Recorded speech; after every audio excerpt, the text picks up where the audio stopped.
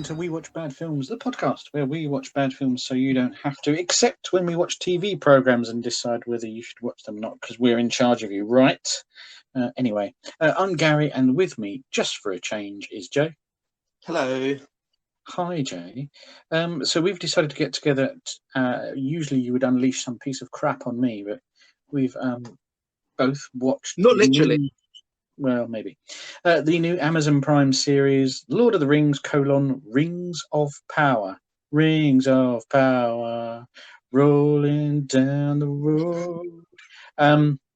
So yeah, we watched that. So we and to be clear to everyone, I think it's worth saying we're both huge fans of Peter Jackson's Lord of the Rings trilogy, moderate fans of the Hobbit trilogy, and have not yet discussed with each other our opinions on the show. Oh, it's all to play for. In the ready money round, yes. Haven't you ever wondered what else is out there? There's wonders in this world beyond our wandering. I can feel it.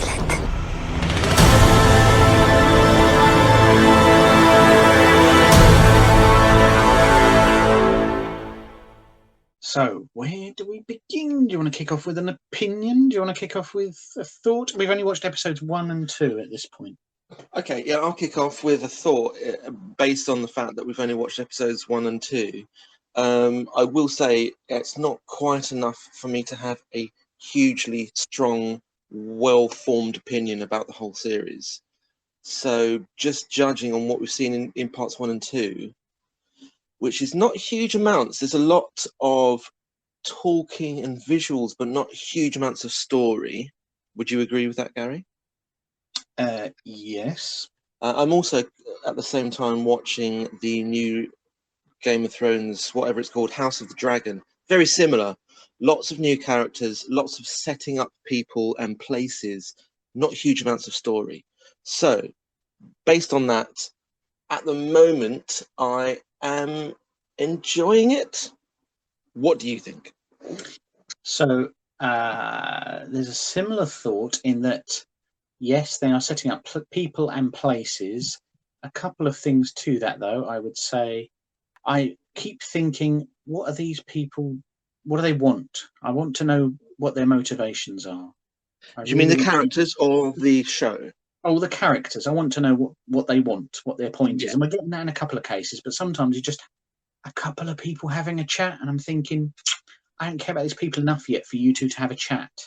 Come on, tell me what you're in the game for, because I didn't fully grasp that all the way. But maybe that's just the impatient person in me. Yeah, I mean, have you read the Lord of the Rings books? There's a lot of chit-chat and a lot of characters you don't need to know about. No, this is true, so maybe it's fully fitting. But it feels more like a modern TV trope where we just have a scene to have two characters interact, as opposed to being able to truly get on with it, as it were. We're definitely watching a TV show. Yeah, the way that it's being given to us. Forget the visuals, because the visuals are like a film, but the actual machinations of what we're watching and how people are interacting is very much like a TV show. Yeah, that's true. I ended up watching it in about four pieces, just because of the way my time was available. And after the first part of the first episode, where I was a bit like, I'm not convinced so far. I don't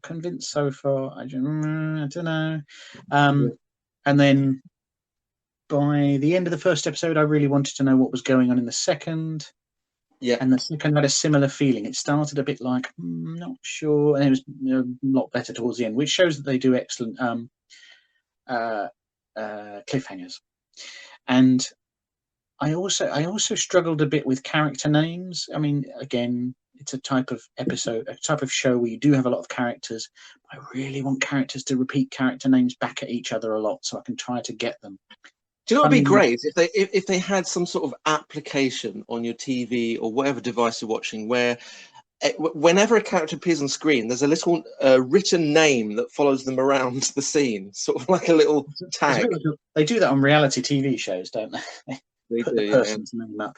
And so, in a sense, Prime has that, doesn't it, with its X-ray feature? You can just pop the screen up and it'll tell you who the characters are. But you need to be careful it doesn't actually spoil anything. There's a mystery character that appears in the show, and I was really apprehensive to press the button and accidentally find out what the character was called. As it turns out, it just captions him Stranger or Strange Man or something, so it was all right. But yeah, so I know exactly who you're talking about. By the way, this is going to probably be spoiler territory, right? well, I don't see one. It's only 2 episodes of a barely started show. Yeah, that particular character, really intrigued to know who that is. You and I both know a fair bit about A, the films, and B, the backstory of the books and stuff, right? Obviously. Yeah, I would say you're much more of the scholar than I am. I've got a passing interest in the underlying books, but you have read them quite a lot more than me and have a lot of interest in all that surrounding stuff. I'm very much a filthy casual in this regard. but also, my knowledge is broad but shallow. I certainly don't know all the ins and outs of all the stuff surrounding what is basically the Silmarillion sort of period. It's not actually the Silmarillion, because the Silmarillion starts a bit earlier than this, but it's so far before what we see in The Hobbit and The Lord of the Rings that I don't know huge amounts about it. So I was really wondering who this beardy guy who appears from a meteor.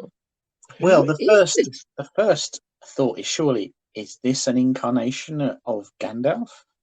Well, yes, but Gandalf and the Istari, the wizards, the 5 wizards, don't appear till much later than this. But they have shown, I'm aware from other readings, that the people are making the show are kind of okay to sort of toss some timelines aside if it expedites a good story. Yeah, well, they did that with Peter Jackson film, because we know that in The Lord of the Rings, from the time that Gandalf arrives at the beginning of The Lord of the Rings, then he goes off to do some reading in the Library of Gondor, and then he comes back, and that takes about 11 or maybe even 17 years or something like that. They certainly condensed that in the Peter Jackson film. So, yeah, maybe it would make sense if it was Gandalf. I mean, there's decades, isn't there, between Frodo saying, I think I might go, until he actually goes. Yeah. I think I might go, but I'll give it a decade. But surely, I mean, we're going to go into also geek territory here, so just bear that in mind, everyone. Surely there are 5 wizards, and they would all appear together. I mean, who knows? But I mean, Gandalf is a big question mark, but he seems like a good proponent to be Gandalf. Yeah, and he's doing Gandalfy things like talking to bugs and stuff like that. So, yeah. Oh, well, let's not dwell on a mystery character too much. How do we feel about Galadriel? These orcs were meddling with the powers of the unseen world. Some dark sorcery of old. But what was their purpose? Right. I mean, I'm enjoying Galadriel. I've listened to a few Tolkien scholars online, and they are saying that this is kind of what Tolkien describes her as being like when she was very young. And we're talking about, it's not like the House of the Dragon in Game of Thrones, which is it's only about 200 years before Game of Thrones. We're talking about 1,000 or so years, and she was much different when she was younger. So yeah, I think she's being acted quite well. Yet again, I'm struggling to have a hard and fast opinion because we've seen so little of it. But I don't think she's bad. I'm not really here for all of these naysayers who are saying she's terrible and the characterization is terrible. What about you, Gary? Yeah, I'm thinking kind of similar lines. I mean, it's not a Galadriel I recognise, but we are, as you say, dealing with a much younger Galadriel. So that's okay. I'm actually open to it, and I'm not having major red flags. And there's so much hoo-ha on the internet about it all. I like the fact that we have people of different ethnicities. I think it's slotted in well. It doesn't feel jarring. when they first announced it, I was worried, like, oh no, they're going to make it sort of a modern Lord of the Rings, as if it's sort of with a modern way of speaking and acting, and as if it was like some sort of modern drama. But no, it's still got a Tolkien-esque vibe to it, and I think none of the actors seem to be terrible in it. I mean, even Lenny Henry seems to be. Yeah. I seem to accept him as a Hobbit. I was waiting for that because I'm watching it thinking everybody in Britain knows who this is. This is Sir Lenny Henry, a performer of over 40 years in the UK, probably 50 at this point. Just an absolute household name, but I don't imagine he has spread outside of the UK. See people in America going, "Who's this guy? And why is he talking with this weird Irish accent? It's very odd." And yeah, I mean, to us, he's Delbert Wilkins, he's Theophilus P. Wildebeest, he's all these other characters. All right, how you doing? This is the Delbert Wilkins Guide to Cruciality, part 106. Buy it and get part 107 free, you know what I mean? Look, what do, right, if you wake up one morning and suddenly your trousers are completely out of fashion, right? Turn up to drop half an inch overnight, or suddenly your lapels are too wide and you look like Michael Fish. So he started in the 70s and 80s as a stand-up comedian, and then became a TV personality and had his own shows. Then he started what is a very famous charity in the UK called Comic Relief, when all the British comedians get together to raise money every few years. But then in recent years, he's become a stage actor, and he's not so much on screens in the UK. So it is quite strange to see him back on screens and in what is basically an American series, in a fantasy role as a hobbit. So it is quite strange, but it's not too jarring. I am accepting him, so something is going right. Yeah, to me, he sort of sticks out on the screen like it's Lenny Henry. Totally, etc., etc. And also because a lot of the cast are unknowns, that also I really noticed how they lent into what we would call a character actor piece. You know, lots of people with unusual shaped faces for TV and film. What do you think about all of the controversy online? Have you read much about it? I have to be honest, I've steered clear of it because A, for spoilers, and B, obviously the internet is where opinions come to die. So I've skirted around most of it because if I'm enjoying it, which I am to a point, I'm like, I don't really need someone crushing me down because of how, I don't know, inaccurate it is or how they've used certain races. I'm not here for that. I'm just not interested. Yeah. It's neither is it interesting. This is the show we have, you know, and let's look at it as it is. How do you think it compares? And this is me asking you personally, not in a broad sense. What do you think it compares to the Peter Jackson films? It's so difficult because they will not be legally allowed to reference the Lord of the Rings films in a sense, and yet they have Howard Shore compose the title theme, and they have Weta Workshop to do the effects. And they filmed it mainly in New Zealand. Yeah. So it's all a bit that part is confusing to me. It feels like it comes from the same place.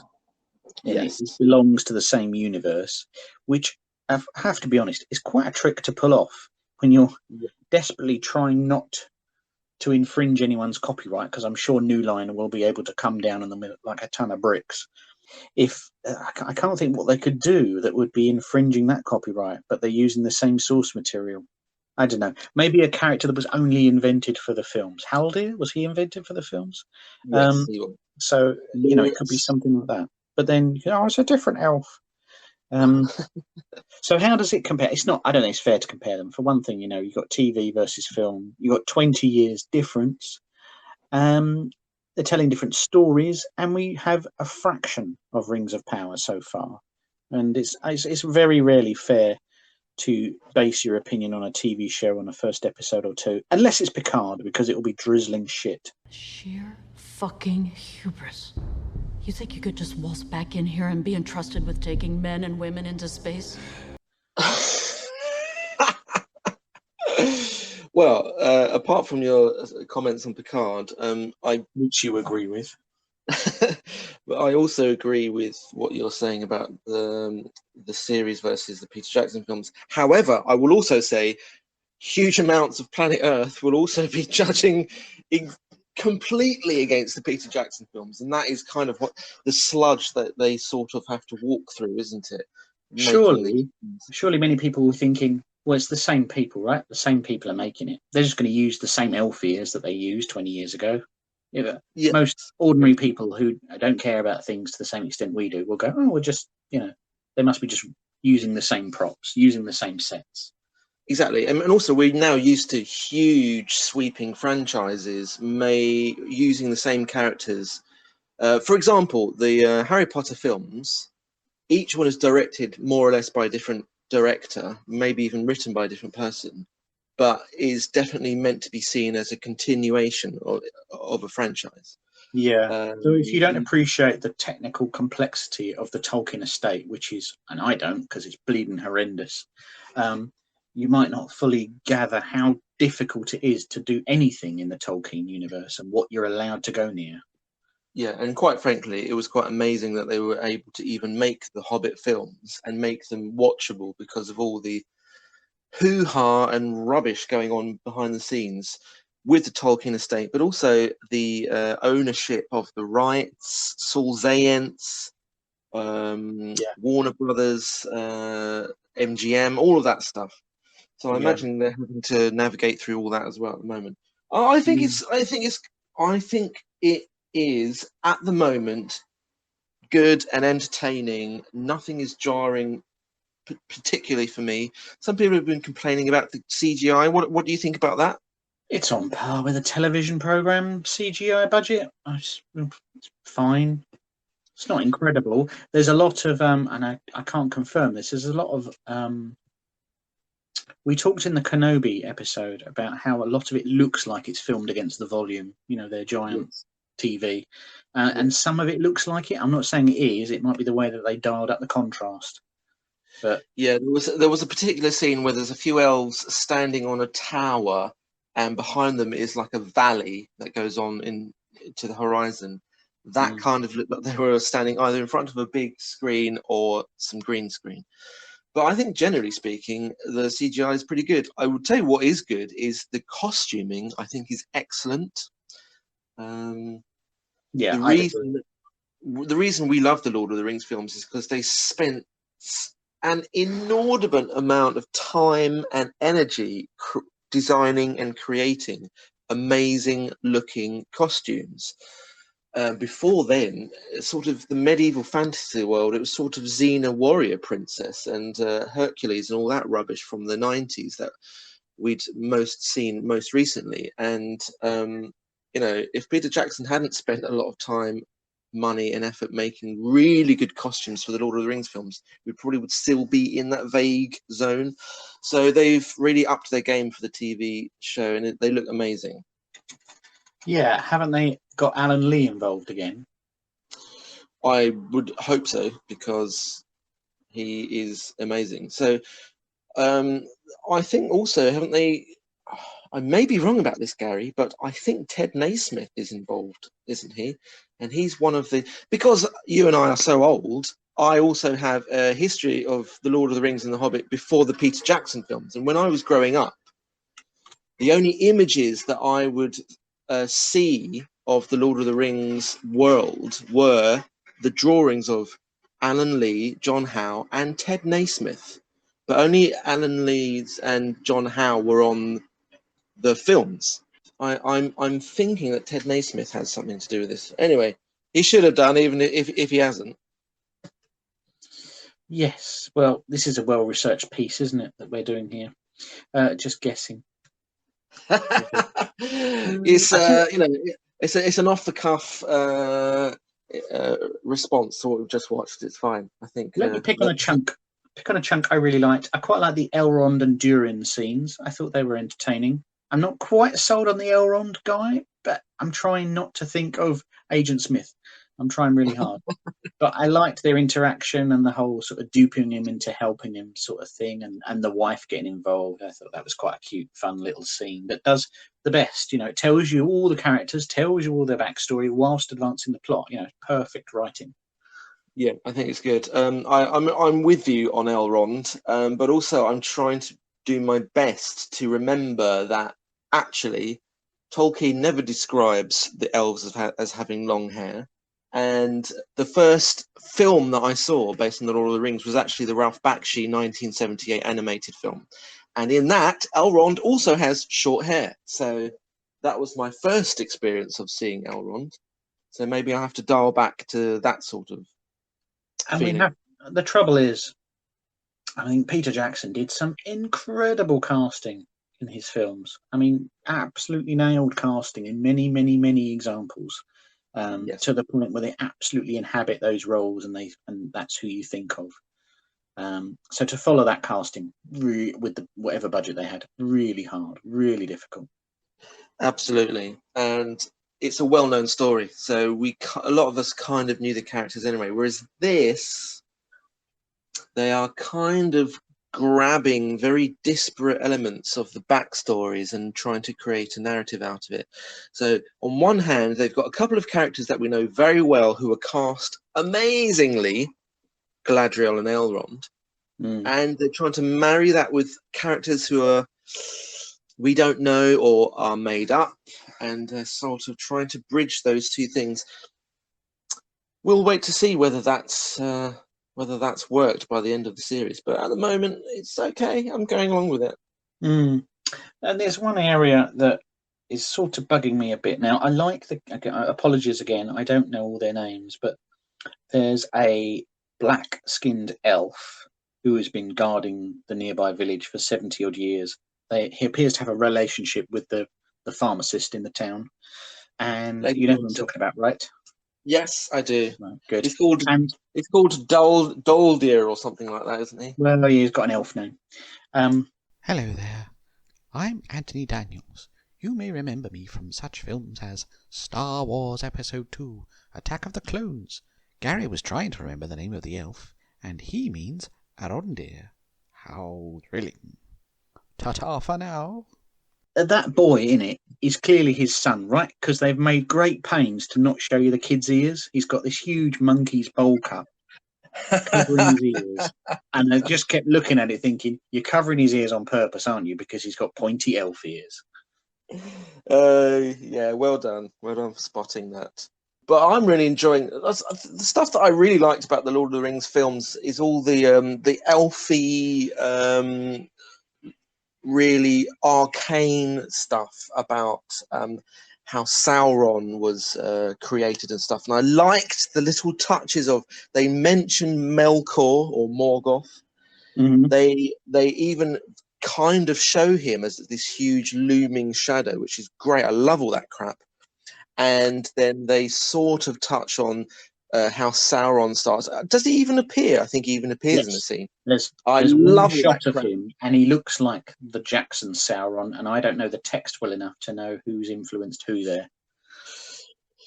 Yes. Obviously Sauron is going to appear in this series because he basically makes the rings. He's going to appear as Anatar. Yes. The good luck explaining that. Yeah. So Sauron is able to take on different forms because he's well powerful, and he takes on a form of this. They call him Anatar the Deceiver. I suppose that would have been half the fact. He's meant to be beautiful, alluring. He's meant to be able to persuade the different races of Middle-earth to create these rings. So he has this persuasive, alluring visage. So he's going to make an appearance at some point. Surely Celebrimbor is building the forge, in order to create the rings of power. That's what the MacGuffin is, right? That's what he sent off Elrond to do. Get Durin's help to build the giant forge that surely will forge the rings of power. So Celebrimbor is going to be influenced by Anatar in this case. Yes, that's certainly. certainly when he makes the rings for the dwarves and the men.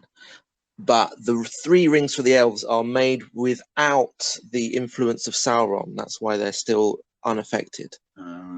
Okay. That's me dropping some learning bombs there. Yeah, so basically, what do we both think about this so far? I'm interested so far. I think they could very easily throw it all away. And I'm concerned, given the pacing of how modern series that aren't great are done, you get a real lull about 2/3 of the way through the series where it's really boring and nothing happens. And then the final episode of the series is an absolute bomb and it's brilliant. So I'm just concerned about that sort of, I think it's 10 episodes in a season. So around episodes 7 and 8, it's going to be absolute trash. But then pick up for the finale. I hope that's not the case. I hope it's great all the way through. But I'm quietly positive. This is Gary's prediction. I would usually share your concerns, but at the moment they haven't done the obvious tick box of here's a modern TV show. The only thing that they have done is done a lot of talking and stuff. But I don't mind that as long as it's well written and it sets up the characters. I think I have higher hopes for it, and we'll see if that pans out. But it's done nothing yet to make me worry too much.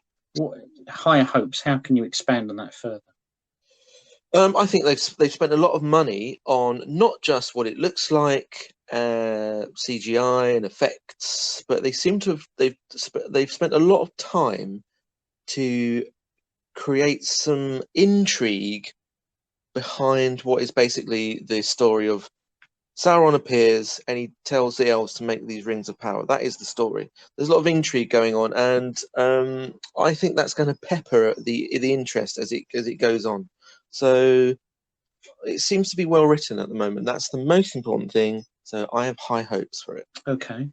Well, what's your opinion on Lord of the Rings : Rings of Power so far? Any good? Is it rubbish? Is it really offensive? Is it not offensive enough? I don't know. Let us know. You can find us on Twitter at We Watch Bad Films. Find us on Instagram at We Watch Bad Films. Feel free to send us an email. Guess what? WeWatchBadFilms@gmail.com. Couldn't be simpler. If you like what we're doing, please sling us some shekels over at Ko-fi. That's kofi.com/WWBFpod. Thanks very much, Jay. Thank you for your time today. Thank you very much. Bye-bye. Goodbye.